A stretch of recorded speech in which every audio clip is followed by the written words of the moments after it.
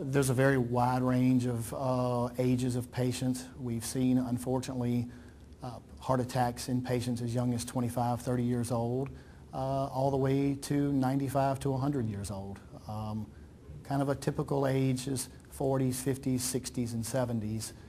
But a lot of that is governed by family history, cholesterol, smoking, and risk factors for heart disease.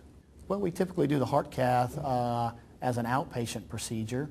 You come to the hospital either one morning, we do the heart cath. The heart cath itself will typically take around 30 minutes, give or take a little bit, depending on how the case goes.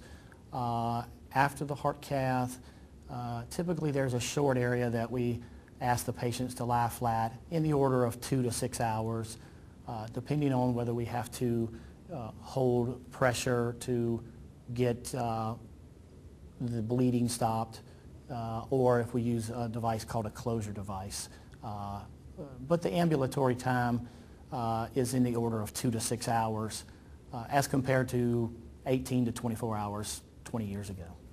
We typically, after a heart cath, ask patients to not lift any heavy objects over 5 or 10 pounds for at least 3 or 4 days.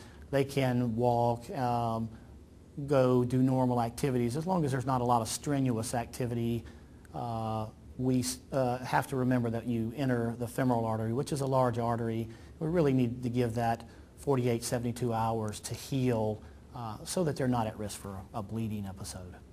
If we did a heart catheterization on a Friday, in most patients, I would consider allowing them to return to work as early as Monday.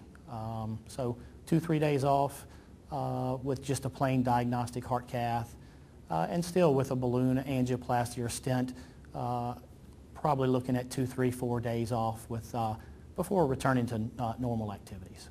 One of the things that they can expect is to have a good idea as to what's going on with them. Some of the symptoms that they may be uneasy about.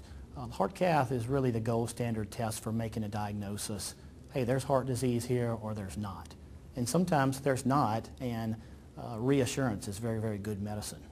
At other times, knowing what the problem is, knowing how to fix the problem, also reassures the patient that, hey, my life is going to get back to normal. These symptoms are going to be fixed, or I'm going to be reassured about these symptoms so that I can get back to normal.